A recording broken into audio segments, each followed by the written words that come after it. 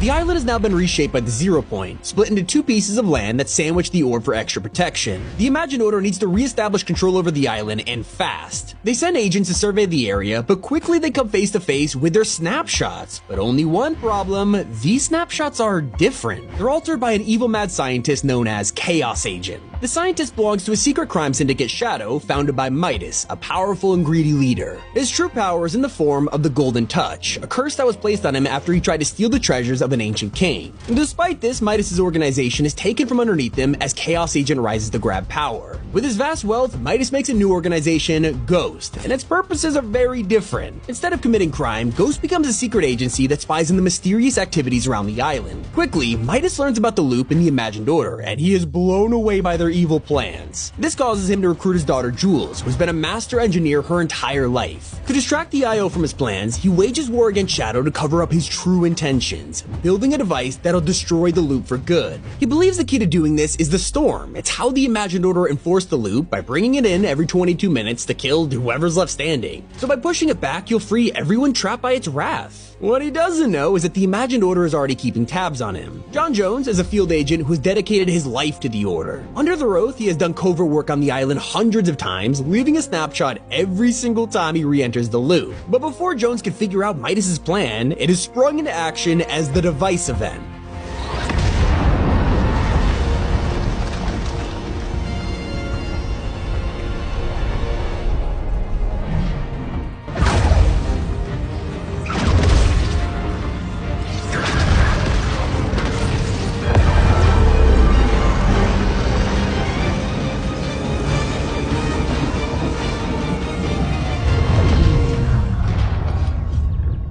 Midas' plan works, until things get weird. He didn't account for the fact that the storm isn't just lightning, it's alive and controlled by the 0 point.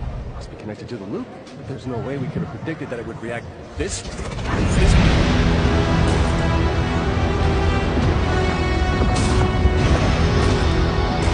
In a defensive reaction, the storm protects itself by creating a giant wall of water. Midas has failed, and over time the wall collapses, flooding the island and wiping out Ghost and Shadow's territory. It isn't long before Agent Jones has to face yet another threat to the IO's reign. Turns out that when the 0 point created this reshaped island, it released an enormous amount of energy. In a case of extreme unluckiness, it got the attention of a being from another universe, one that we are very familiar with. It is here that crossovers enter the storyline, because this threat from outer space is none other than Galactus, Devourer of Worlds. He's drawn to this massive energy surge and is desperate to consume the planet that contains it. Of course, it's the Fortnite island, and because Galactus is from the Marvel universe, it also brings a whole cast of characters to protect us. If he's able to devour the Zero Point, it would destroy reality as we know it. This kickstarts a plan from Tony Stark to build rift beacons around the map and bring his lab to the island. Every day, the island's residents see this being get closer, and just before he arrives, the plan is revealed. Tony spent all this time building custom battle buses and fitting them with explosives, cannons, and lasers, and now the day has come.